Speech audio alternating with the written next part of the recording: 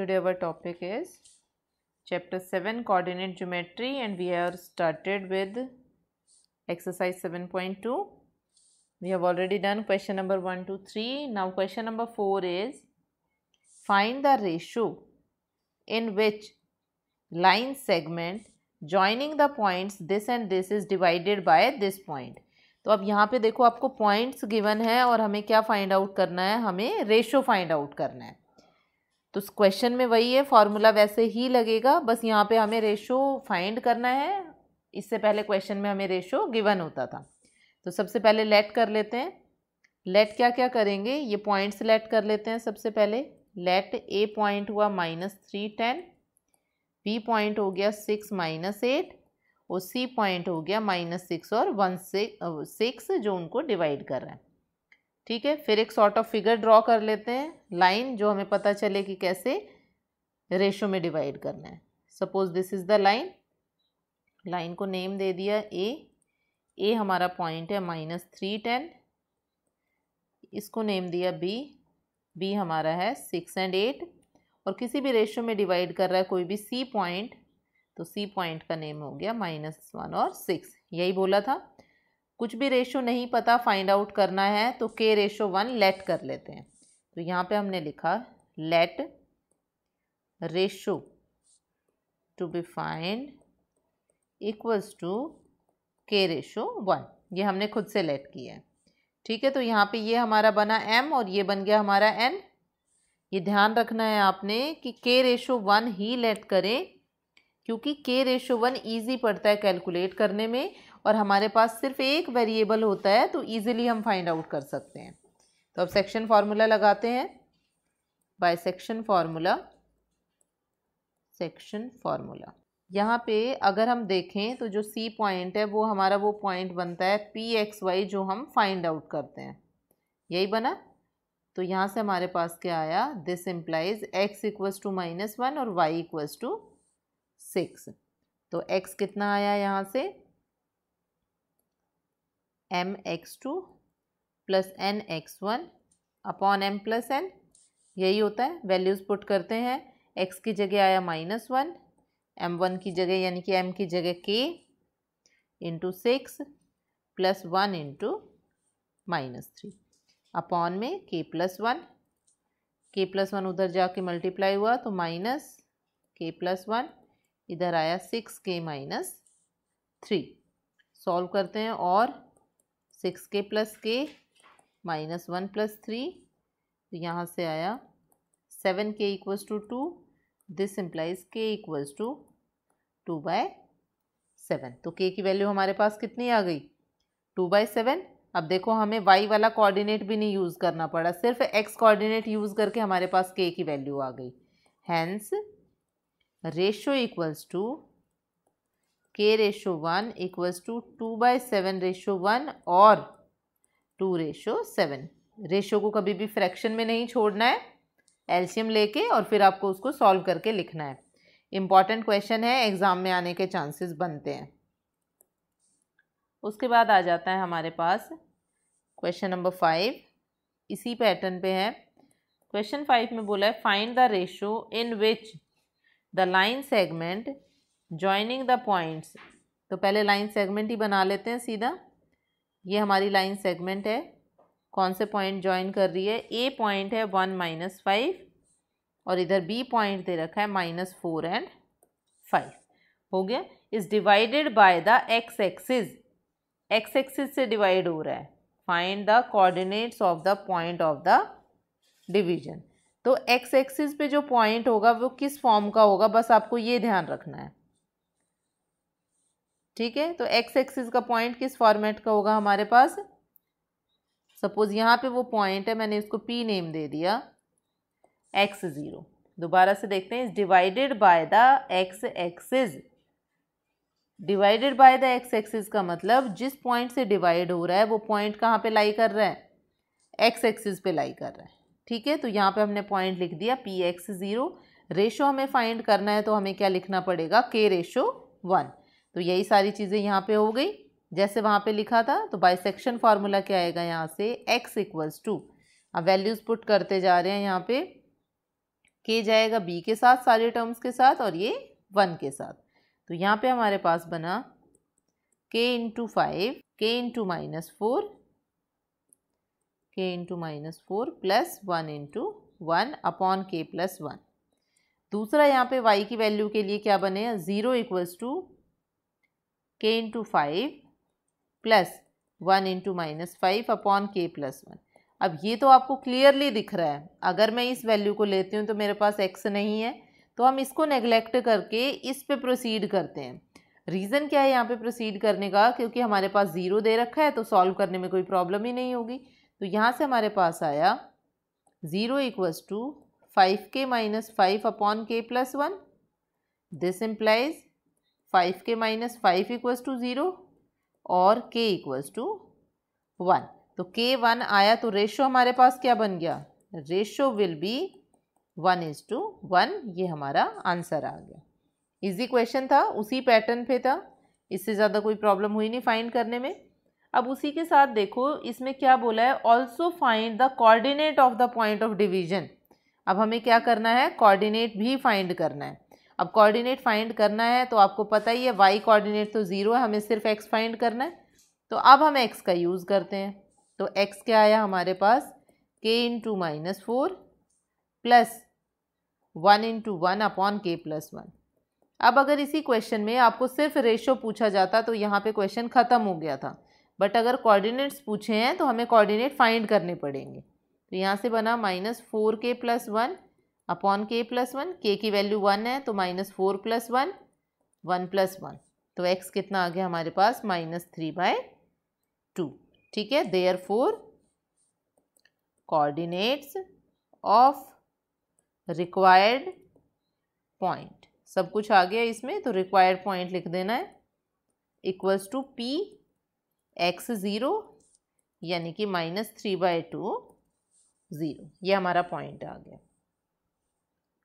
Now the next question is question number 6। If आपको points given है 1 2 4 y x 6 3 5 are the vertices of a parallelogram taken in order. ये ध्यान रखना है, taken in order मतलब अगर यहाँ से स्टार्ट किया है a तो ये बनेगा b, ये बना c, ये बना d। अगर आपने यहाँ से a स्टार्ट किया है तो ये b, ये c और फिर ये आ जाएगा d हमारे पास। ये ध्यान रखना है, ऑर्डर ब्रेक नहीं करना है। Find x and y, x और y की वैल्यू फाइंड करनी है। तो पहले एक पैरेललोग्राम ड्रॉ कर लेते हैं और उस पर इसको विजुलाइज कर लेते हैं ताकि थोड़ा इजी हो जाए परफॉर्म करने में। तो यहाँ पे सपोज एक पैरेललोग्राम हमने बना दिया, दिस इज़ माय पैरेललोग्राम। अब इसको नेम दे देते हैं जैसे जैसे बोला है। ठीक है, मैंने यहाँ पे a लिया, यहाँ b लिया, ये c लिया और ये d लिया। अब अकॉर्डिंगली हमें लेना है, यहाँ पे पॉइंट है 1 2, b का पॉइंट हमारे पास क्या था 4y, c का पॉइंट था x6 और d का पॉइंट था 3 5। ठीक है, हो गए पॉइंट्स। उसके बाद क्या करना है, हमें इन पॉइंट्स में x और y की वैल्यू फाइंड आउट करनी है। अब x और y की वैल्यू फाइंड आउट करने के लिए पैरेललोग्राम की हमें प्रॉपर्टीज़ पता है। प्रॉपर्टी पता है हमें कि ऑपोजिट जो साइड होती है वो इक्वल होती है। ठीक है, ये दोनों इक्वल हो सकती हैं, ये दोनों इक्वल हो सकती हैं। दूसरा, आप अगर देख रहे हो तो हमारे पास सिर्फ ये दोनों पॉइंट्स है जो हमें नहीं पता। हमें पैरेललोग्राम में एक प्रॉपर्टी और पता है कि अगर हम डायगोनल्स को ज्वाइन करें, ये हमारे डायगोनल्स बन गए। पैरेललोग्राम के जो डायगोनल है वो एक दूसरे को बाइसेक्ट करते हैं। बाइसेक्ट करते हैं मतलब ये वाला जो पॉइंट बना हमारा, that is the mid point. अब मिड पॉइंट ज़्यादा इजी पड़ता है हमारे लिए वैल्यू फाइंड आउट करने में, तो हम क्या करते हैं, डायगोनल की प्रॉपर्टी लगा लेते हैं, और कोई रीज़न नहीं है लगाने में। तो पहले सारे पॉइंट्स को जो नेम दिया वो लिख लेते हैं। लेट ये बना a, ये बना b हमारा, c is x6 and d is 3 5। ठीक है, अब प्रॉपर्टी लिखते हैं। We know that diagonals of a parallelogram bisect each other. तो ये हो गया बाइसेक्ट ईच अदर। ठीक है, therefore O is the mid point, क्योंकि वो उसको बाइसेक्ट कर रहा है तो मिड पॉइंट बनेगा ऑफ AC एंड BD, दोनों का मिड पॉइंट हो गया। अब मिड पॉइंट फाइंड करने के लिए ओ के कोऑर्डिनेट फाइंड करने के लिए टू फाइंड पॉइंट ओ के कोऑर्डिनेट हम फाइंड कर रहे हैं। इसको मैंने नेम दे दिया, एक्स वाई ऑलरेडी है तो इसको ए बी नेम दे देते हैं, ठीक है। या अगर थोड़ा सा कंफ्यूजन लगता है तो एक्स डैश और वाई डैश दे देते हैं, ये ज़्यादा बेटर है। तो एक्स डैश क्या आएगा हमारे पास यहाँ पे x1 प्लस x2/2, यानी कि x1 हमारा फर्स्ट पॉइंट, अब फर्स्ट पॉइंट क्या है यहाँ पे हमारा 1, तो 1 प्लस x/2। सेकेंड आया y डैश, वो बनेगा y1 प्लस y2/2, तो ये हमारे पास क्या आया 2 प्लस 6/2, तो ये हमारे पास हो गया 4। तो कोऑर्डिनेट ऑफ ओ क्या आए, coordinates of O equals to 1 plus x/2 comma 4, ठीक है। इसको नेम दे दिया। अब ये तो एक डायगोनल की बात हो गई, अब दूसरे डायगोनल पे चलते हैं।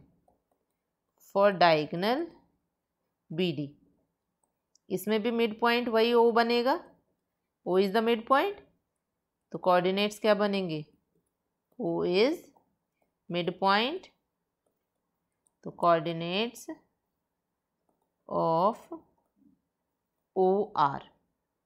अब फाइंड करते हैं, एक्स डैश था तो एक्स डैश की वैल्यू यहाँ से क्या आएगी 4 प्लस 3/2, और एक्स डैश हमने ऊपर से फाइंड आउट किया था, पहले लिख लेते हैं 7/2, और इधर से आया वाई डैश, वो कितना आएगा y प्लस 5/2। अब ऊपर से हमने फाइंड आउट किया था एक्स डैश की वैल्यू कितनी थी 1 प्लस x/2, तो ये आ गई 7/2, और यहाँ पे वैल्यू आई थी 4, वो आ गई y प्लस 5/2, ठीक है। 2 से 2 cancel, this implies x equals to 7 minus 1, तो x की वैल्यू आ गई 6, यहाँ से 2 गया 8, तो y की वैल्यू हमारे पास आ गई 3। तो x और y कोऑर्डिनेट हमारे पास क्या बने, x 6 y 3। यही बोला था क्वेश्चन में कि फाइंड x एंड y, तो हम यहीं पे छोड़ देंगे क्वेश्चन। अगर बोला होता राइट द पॉइंट्स ऑल्सो, तो आपको लास्ट में पॉइंट भी लिखने थे।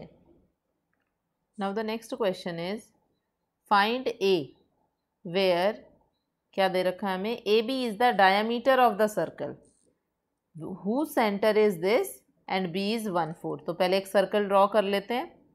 सर्कल में फिर डायामीटर की बात हुई है, suppose this is the circle, diameter बोला है, दिस इज द डायामीटर, हो गया। डायामीटर के पॉइंट का नेम है A, इधर है B। A पॉइंट हमें नहीं पता, XY लेट कर लिया, B पॉइंट 1/4 है, और एक सेंटर है वो हमें दे रखा है C 2-3। अब ये चीज़ तो हमें पता है, जो सेंटर होता है सर्कल का वो क्या होगा, मिड पॉइंट होगा डायामीटर का, तो बस मिड पॉइंट फार्मूला लगना है। बट ये सारी चीज़ें आपको लिखनी पड़ेंगी यहाँ पे। तो सबसे पहले हमने लिखा सेंटर है, उसको लेट कर लिया, let centre equals to C -2 3, ठीक है। और A को लेट कर लिया, point A equals to XY। B already दे ही रखा था तो उसमें लेट वाला कुछ नहीं आएगा। AB इज डायमीटर, ये लिख दिया हमने।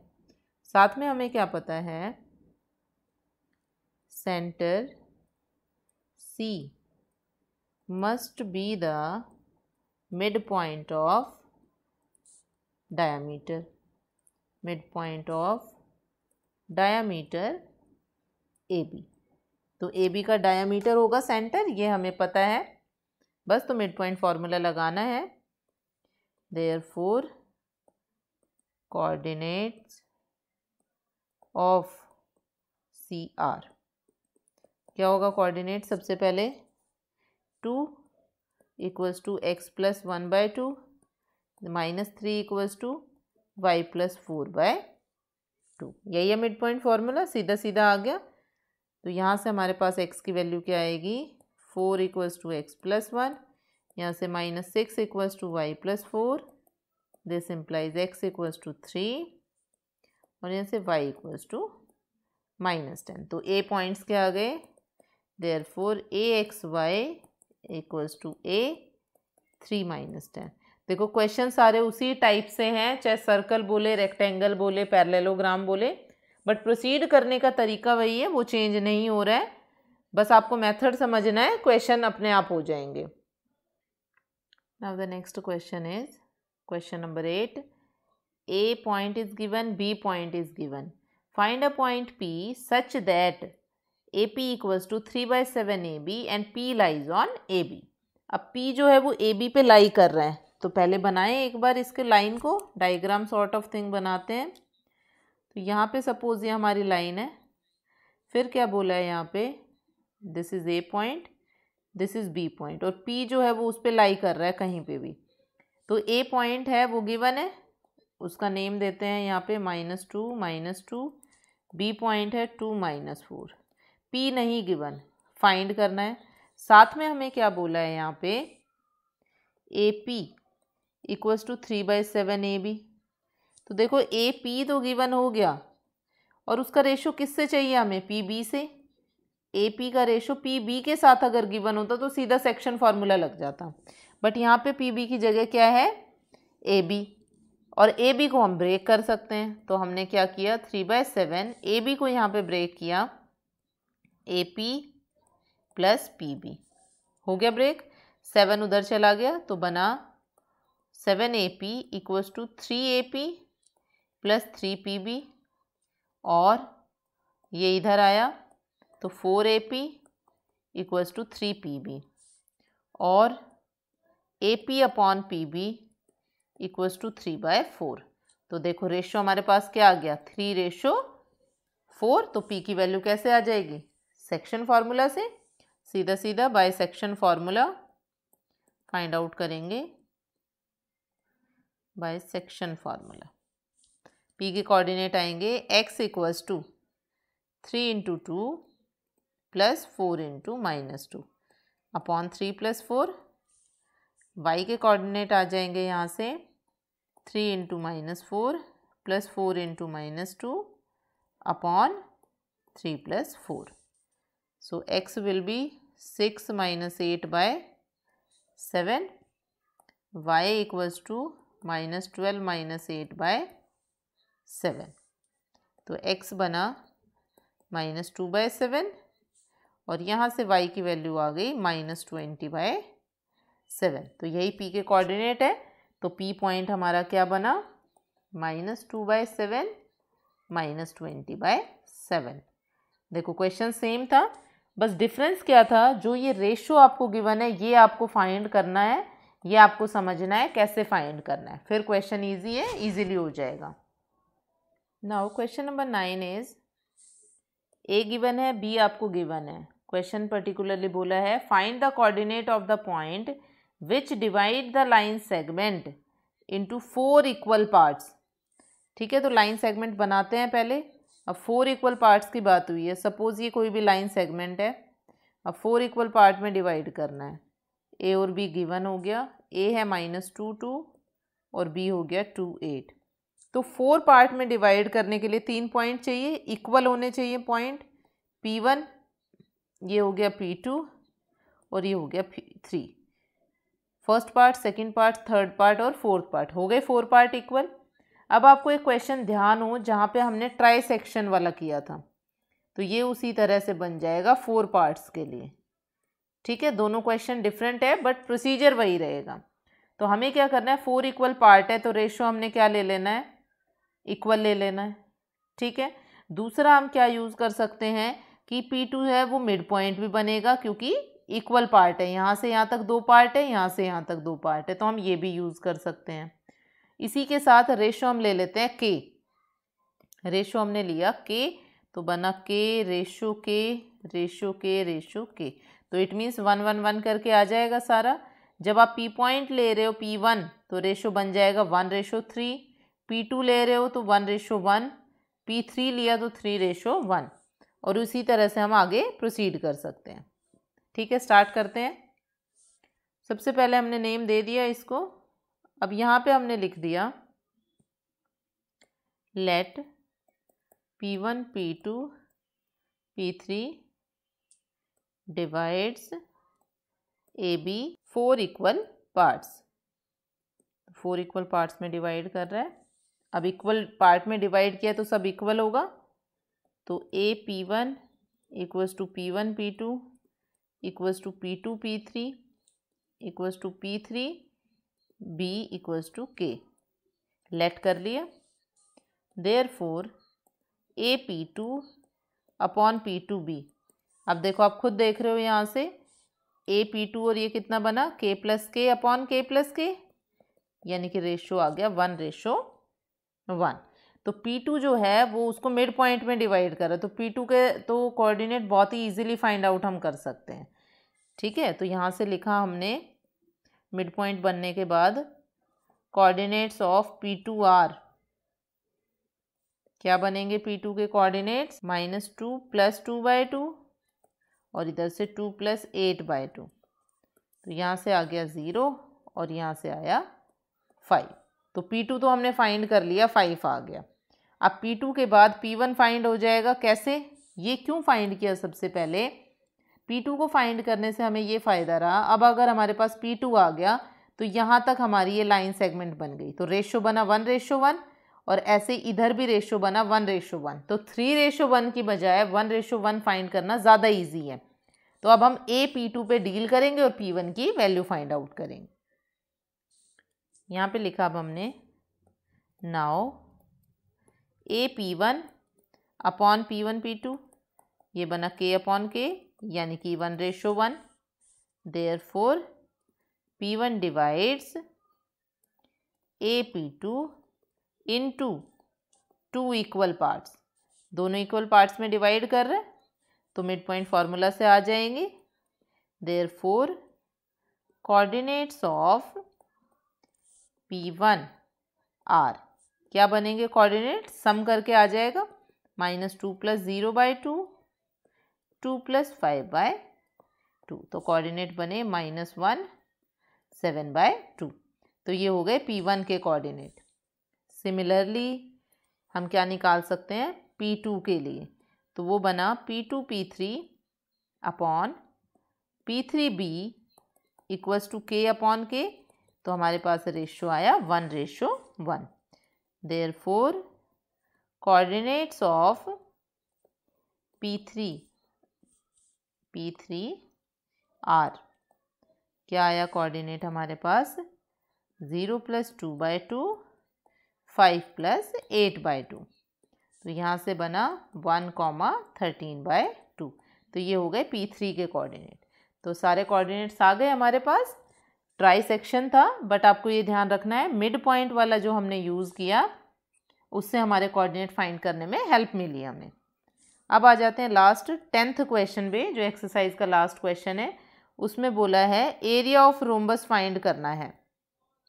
अब एरिया ऑफ रोम्बस क्या होता है ये पता होना चाहिए, half into product of diagonals, और उसके वर्टिसेस हैं 3 0 4 5 -1 4 -2 -1, टेकन इन ऑर्डर। ऑर्डर हमें वही फॉलो करना है जो इसमें दिया है। तो अब सबसे पहले तो इनको नेम दे देते हैं ABCD, रोम्बस बना लेते हैं। So suppose this is my rhombus. ठीक है, किसी भी शेप का ले सकते हो रोम्बस, आप कैसे भी दिखा सकते हो। फिर हमने ABCD ले लिया। A पॉइंट बना 3 0, B बना 4 5, C बना यहाँ पे -1 4 और D बना -2 -1। अब हमें पता है एरिया ऑफ रोम्बस क्या होता है, half into product of diagonal. तो डायगनल हमने ड्रॉ कर लिए और इनको नेमिंग दे देते हैं। ये बन गया A B C और D, हो गया। अब यहाँ पे आपको लिखना है वी नो दैट, क्या पता है हमें, area of rhombus equals to, बस यही इम्पॉर्टेंट है इसमें। फॉर्मूला ध्यान आ गया तो मतलब आप क्वेश्चन कर सकते हो, नहीं ध्यान आया तो क्वेश्चन नहीं होगा। प्रोडक्ट ऑफ डायगनल्स, या फिर यहाँ पे क्या लिख सकते हैं, half into AC into BD, इसको नेम दे दो 1। अब AC और BD फाइंड आउट करते हैं। अब इसमें कोई सेक्शन फार्मूला की ज़रूरत ही नहीं है, हम डिस्टेंस फार्मूला से निकाल सकते हैं। तो AC कितना आ जाएगा, √(x2 - x1 square plus y2 minus y1 square. अब यहाँ पे x2 और x1 की वैल्यूज़ पुट कर देते हैं। -1 माइनस 3 स्क्वायर, 4 माइनस 0 स्क्वायर। यहाँ से बना 16 प्लस 16 32 यानी कि 4√2। AC आ गया 4√2। अब ऐसे ही BD हमारे पास आ जाएगा square root of -2 minus 4 square plus -1 minus 5 square. ये बना 36 प्लस 36, यहाँ से आ गया 6√2। आप सॉल्व करोगे तो यही आएगा। By 1 area equals to area of rhombus equals to half into 4√2 into 6√2। तो ये हमारे पास सॉल्व करके क्या आ जाएगा, √2 और ये 2, ये बन गया 24। कोई भी यूनिट नहीं दे रखी तो हम लास्ट में क्या लिखेंगे, 24 स्क्वायर यूनिट्स। ये ध्यान रखना है आपने, यूनिट ज़रूर लिखनी है इसमें, चाहे आपको गिवन हो चाहे नहीं गिवन हो। मीटर सेंटीमीटर नहीं गिवन था तो हमें लास्ट में खुद लिखना है 24 स्क्वायर यूनिट्स। तो इसी के साथ ये हमारी एक्सरसाइज फिनिश होती है। यही 2 टॉपिक थे इस एक्सरसाइज में। इसके बाद बचती है ऑप्शनल एक्सरसाइज, उसमें देखते हैं कुछ क्वेश्चन हमें करने हैं, कुछ कट करने हैं। उसके बाद नेक्स्ट एक्सरसाइज 7.3 आपको कट कर देनी है। 7.3 हमारे सिलेबस में नहीं है, नोट इन सिलेबस हमें नहीं करनी 2021 के लिए। तो नेक्स्ट क्लास में कंटिन्यू करेंगे ऑप्शनल एक्सरसाइज।